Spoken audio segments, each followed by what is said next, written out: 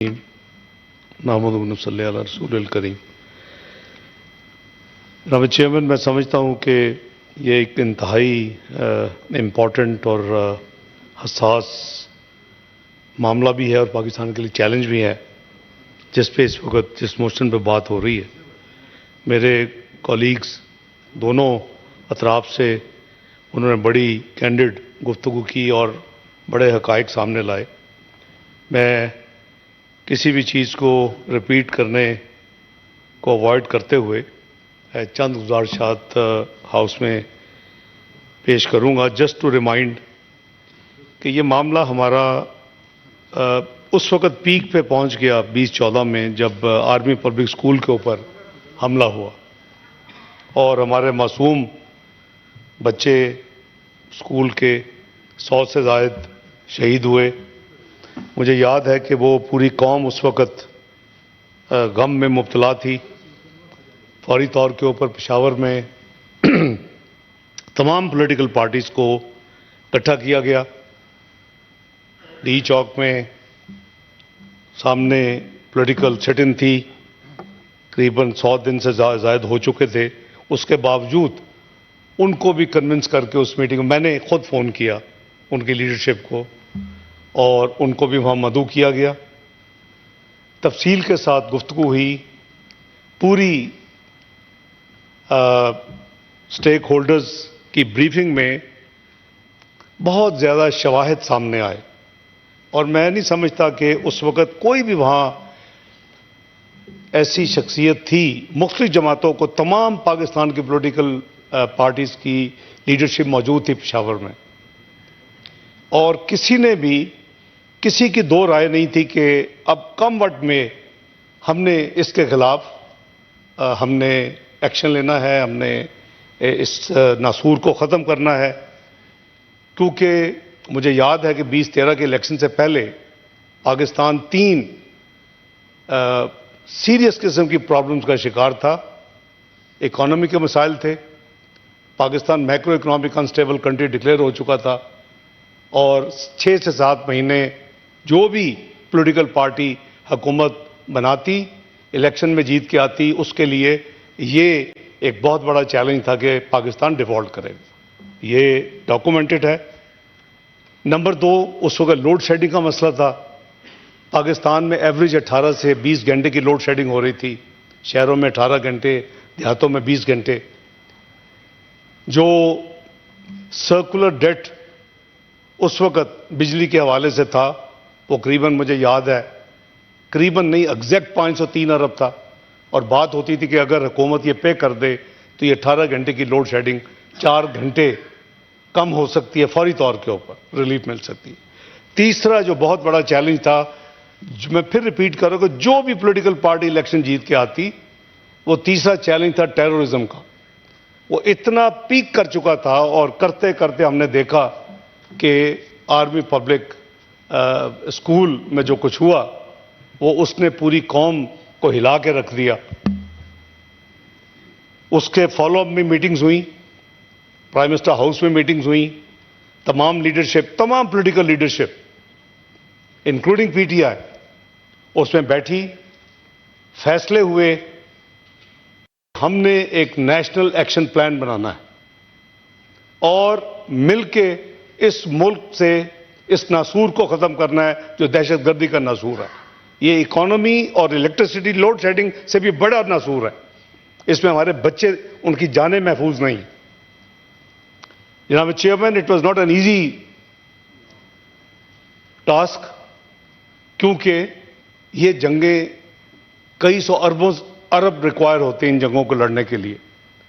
मुझे अच्छी तरह याद है कि बजट 2014 का पास हो चुका था और उसमें कोई प्रोविजन नहीं थी। आज भी आप उठा लें 2014-15 का बजट, उसमें कोई प्रोविजन नहीं थी कि हमने टेररिज्म के अगेंस्ट हमने कोई बड़ा को खर्चा करना है।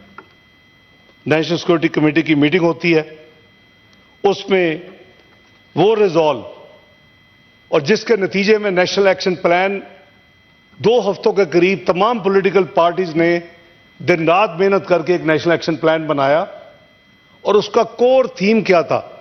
वो ये था कि हम अपने सॉइल को کسی کے خلاف دہشت گردی کے حوالے سے استعمال نہیں ہونے دیں گے. This was the core objective of the national action plan. اور ایک پولیٹیکل پارٹی کا نہیں تھا، وہ حکومت مسلم لیگ نون کا نہیں تھا، وہ تمام پولیٹیکل پارٹیز پاکستان کا تھا، جس میں اس وقت کی تمام اپوزیشن جماعتیں شامل تھیں انکلوڈنگ پی ٹی آئی. جناب بجٹ میں عرض کی، کمنگ بیک ٹو بجٹ پاس ہو چکا اور نیشنل سیکورٹی کمیٹی میں پرپوزل آتا ہے کہ جناب ضرب عضب کنسیڈر کریں کہ ہم اس دہشت گردی جو کہ نارتھ کے علاقوں سے جہاں وہ گڑھ ہے اس کے خلاف قوم فیصلہ کرے اور یہ فورم فیصلہ کرے کہ کیا ہم نے اس کے خلاف جنگ لڑنی ہے. اور اس کا نام انہوں نے ضرب عضب کا نام دیا. تو ظاہر ہے کہ اس میں کوئی دو رائے ہو ہی نہیں سکتی تھی. جتنے پارٹیسپینٹس تھے، چاہے وہ سول لیڈرشپ تھی یا ملٹری لیڈرشپ تھی، سب ایک ہی پیج پہ تھے. پھر مجھے پوچھا گیا کہ کیا آپ فائنانس کر سکیں گے، فائنانس منسٹر آف پاکستان، کیونکہ یہ پہلے سال کے لیے اس وقت تو تھا کہ شاید ٹوٹل کاسٹ اتنی ہوگی 100 ارب روپیہ. اس پہ کیپٹل ایکسپینڈیچر بھی تھا اور اس پہ یعنی ریکرنگ ایکسپینڈیچر بھی تھا. وہ چاہیے ہوگا سال کے لیے. الحمدللہ فیصلہ ہوا کہ اللہ ہماری حفاظت کرے اور ہم بالکل یہ جو ہے خرچہ یہ ویل سپینٹ ہوگا. اس کی سخت ضرورت ہے قوم کو اور ملک کو. تو الحمدللہ وہ اپروو ہوا. آپ نے دیکھا ضرب عضب ہوئی. ہمارے اس ضرب عضب کے ایکشن کے بعد رد الفساد ہوا ملک کے اندر، اس کو کلین اپ کرنے کے لیے، کیونکہ وہاں سے کئی لارج نمبر جو تھا وہ تو ایلیمینیٹ ہوا لیکن کافی اسکیپ کر کے پاکستان کے اندر شہروں میں چلا گیا. یہ تمام تفصیل جناب وزیر داخلہ کے اپنی منسٹری میں موجود ہوگی. اس کے لیے فیز 2 آیا اور یہ سلسلہ قریباً 3 سال سے زائد جاری رہا جناب چیئرمین، اور 100 ارب سے زیادہ سالانہ ٹوٹل خرچہ اس پہ ہوتا رہا. یہ آخر میں یہ جو فینسنگ کا جو پروگرام تھا وہ بھی اس کے آخر میں یہ تھا کہ اس کو پرماننٹ روکنے کے لیے اربوں روپے اس کے لیے بھی درکار تھا. اب یہ وہ سارا جو ہم نے اچیو کیا، میں بڑی معذرت کے ساتھ and I'm not going to be playing politics with this thing, میں سمجھتا ہوں ہمیں اپنی غلطیوں کا احساس کرنا چاہیے. کس نے کہا تھا کہ آپ جا کے کابل میں طالبان حکومت کے آنے کے بعد ان کو انگیج کریں؟ کیوں؟ کس نے کہا تھا کہ آپ ہارڈنڈ کرمنلز جو کہ پاکستان کی جیلوں میں بند تھے، جنہوں نے درجنوں دہشت گردی کے واقعات کیے تھے، ان کو چھڑوائیں؟ کیوں؟ کیا یہ قوم پوچھے گی ان لوگوں سے؟ جناب چیئرمین، یہ سائیکلز نہیں ہم برداشت کر سکتے. اس کا سارا امپیکٹ قوم کے عام آدمی کے اوپر، ایک عام پاکستانی کے اوپر آتا ہے. وہ اس کی قیمت ادا کرتا ہے. اس کا کانسیکوینشل فائنینشیل امپیکٹ ان کے اوپر آتا ہے. ہم ٹیکس پیئر کے پیسوں کو استعمال کرتے ہیں، کچھ ٹھیک کرتے ہیں اور پھر ہم اس کو 180 ڈگری یو ٹرن لے لیتے ہیں. جناب چیئرمین، اس طرح کام نہیں چلے. میں بڑی ہمبل گزارش کروں گا جناب ریلیونٹ لوگوں سے اور خاص کر وزیر داخلہ سے اور حکومت سے کہ کائنڈلی آپ کے ایک کلیئر کٹ پروگرام بنا کے آپ اس ہاؤس میں، چونکہ اس وقت نیشنل اسمبلی نہیں ہے، آپ اس ہاؤس پہ شیئر کریں. یہ سب آپ کے کولیگس ہیں دونوں سائڈ آف دی ہاؤس. آپ فیکٹس اینڈ فگر سب سے پہلے دیں اور پچھلے 15 سال 20 سال کے دیں تاکہ ہمیں پتہ چلے. مجھے تو پتہ ہے، I have been through those briefings, پر let everybody know in this house کہ یہ کیا تھا، 2010 میں کیا تھا یا 8 میں کیا تھا، کیسے کرتا کرتا کہاں پہنچا اور پھر کہاں نیچے آئے اور پھر یہ دوبارہ کیوں سپائک ہوئی ہے. Let's analyse. ہمیں پتہ تو چلے کہ بھئی ہم نے کون سی غلطیاں کی ہیں. میں پھر کہہ رہا ہوں کہ میں am not playing politics at all, بھئی سچ اے بگ مسٹیک، اور اس میں کسی پولیٹیکل پارٹی کو آن بورڈ نہیں کیا گیا. میرا خیال ہے کہ اس میں گورنمنٹ کے اتحادی بھی شامل نہیں تھے. کیا ایک ون مین یا 2-4 بندے ان کو یہ قوم کی تقدیر سے ایسے گھنونے کھیل کھیلنے کی اجازت ہونی چاہیے تھی؟ اگر وہ غلطی کی ہے تو قوم سے اس وقت معافی تو مانگے کہ ہم نے غلط کیا. ہمیں کابل میں دنیا کی فوٹو سیشن میں آ کے تو نہیں دکھانا چاہیے ہم کابل میں طالبان سے ہم نیگوشیٹ کر رہے ہیں. اور اس کے بعد ہم نے جو کیا، جو وہاں طے کر کے آئے، بغیر اسمبلی کے پوچھے ہوئے، بغیر سینٹ سے کو ڈسکس کیے ہوئے، بغیر قوم کو اعتماد میں لیے ہوئے ہم نے وہ کئی سو جو ہارڈن کرمنلز تھے، ٹیررسٹ تھے، ان کو چھوڑ دیا. تو جناب اس طرح کام نہیں چلے گا. Let's be together. میں لیڈر آف دی اپوزیشن کے ویوز کو انڈورس کرتا ہوں، لیکن ہیونگ سیڈ دیٹ ہمیں ایک کلیئر کٹ روڈ اپنانا ہوگا، روڈ میپ اپنانا ہوگا. اور میں سمجھتا ہوں کہ ایک ریگولر حکومت کے آنے کا انتظار نہیں ہو سکتا. 3 مہینے سے long time. How many more incidents will take place? خدا کے لیے دن رات اس کے اوپر بیٹھیں جیسے اے پی ایس کے بعد بیٹھے تھے. مجھے یاد ہے کہ 8-10 دن we did nothing, we were doing and dealing with that thing and we came up with a national action plan. میں سمجھتا ہوں کہ یہ گورنمنٹ مہربانی کر کے اس ہاؤس کے چاہے in camera facts and figure share کرے اور بتائے کہ یہ تاریخ ہے ہماری اس ٹاپک کے اوپر. ہر ایک کو پتا ہونا چاہیے اس ہاؤس میں. آپ فیڈریشن کے نمائندگان بیٹھے ہوئے، چاروں صوبوں سے بیٹھے ہوئے.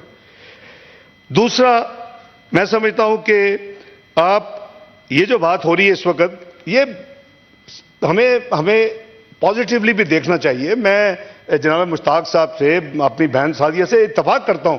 یہ بڑی یعنی دکھ دینے والی بات ہے کہ وہ جو چیزیں وہ کہہ رہی ہیں کہ ان سے چھینی جا رہی ہیں، جو لوگ جا رہے ہیں، ہمیں اس سے زیادہ ظلم کیا ہو سکتا ہے؟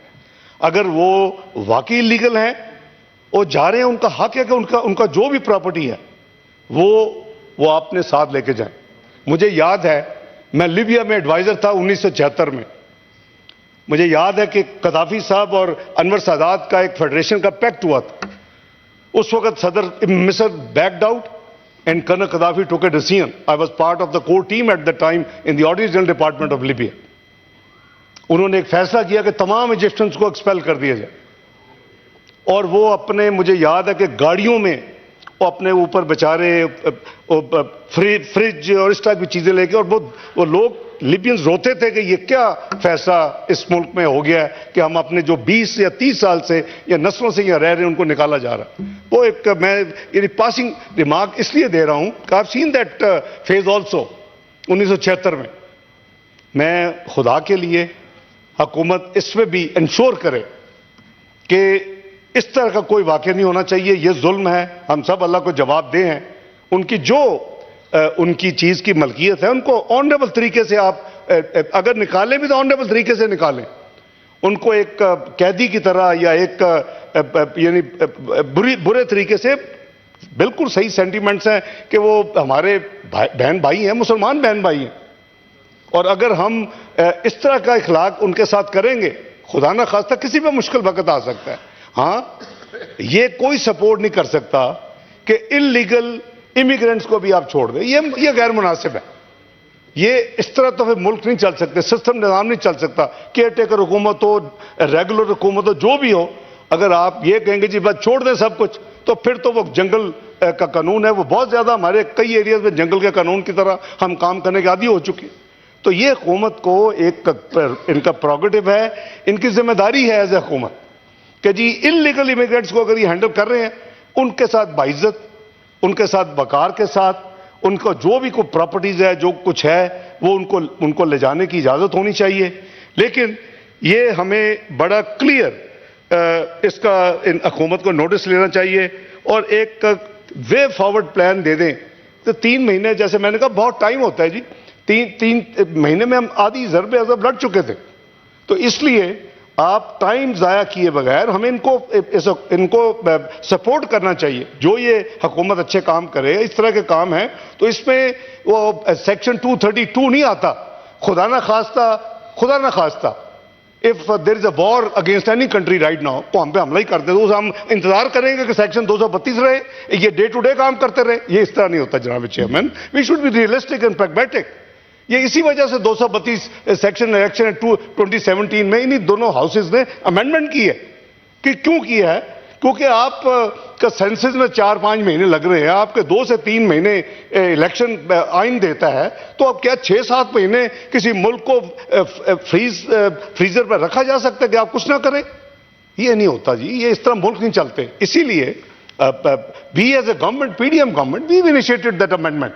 اور ہم نے، مجھے یاد ہے کہ بہت زیادہ ریزسٹنس تھی اس ہاؤس میں کچھ پارٹیز کی، ہم نے اس کو امینڈ کیا. دیکھیں ہمیں مل کے راستے نکالنے ہیں.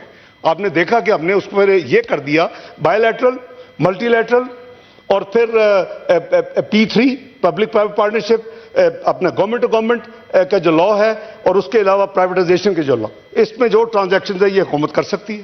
تو کیا وہ اچھی چیز نہیں ہے کہ بھیا 7 مہینے آپ بیٹھے رہیں اور 7 مہینے آپ بک کہیں گے جی جو آگ لگی ہے لگتی رہے, نقصان ہوتا رہے, اس کے بعد ہم دیکھیں گے. تو جناب چیئرمین, میں انڈورس کرتا ہوں اپنے دونوں سائٹ کے ساتھیوں کو کہ اس کو بڑے اچھے آسن طریقے سے, یہ بڑا سیریس مسئلہ ہے اور ہمیں اس کو کولیکٹیولی اس کو ہینڈل کرنا ہے ایز ون یونٹی. اور انشاءاللہ یہ ہوگا, یہ آگے ایک دفعہ ہو چکا ہے. یہ ہماری اپنی غلطی ہے کہ ہم نے اس کو ری انوائٹ کر لیا ہے, ہم نے ان کو انگیج کر لیا ہے, ہم نے ان کے لوگوں کو ہارڈنڈ کرمنلز کو چھڑوا دیا ہے. وہ ان لوگوں سے کچھ پوچھا ضرور جائے, کچھ نہیں تو ٹی وی پہ لا کے قوم سے معافی منگوائی جائے کہ جی خدا کے لیے ہم معافی مانگتے ہیں کہ ہم نے یہ کام کیا ہے. آج پاکستان دوبارہ دہشت گردی ایک لہر آسمان کو چھو رہی ہے. تو بہت شکریہ جناب chairman. With these honest and sincere sentiments I think کہ آئی گو along with all my colleagues کہ government should consider all these things and just share with us the road map and the way forward. بہت شکریہ.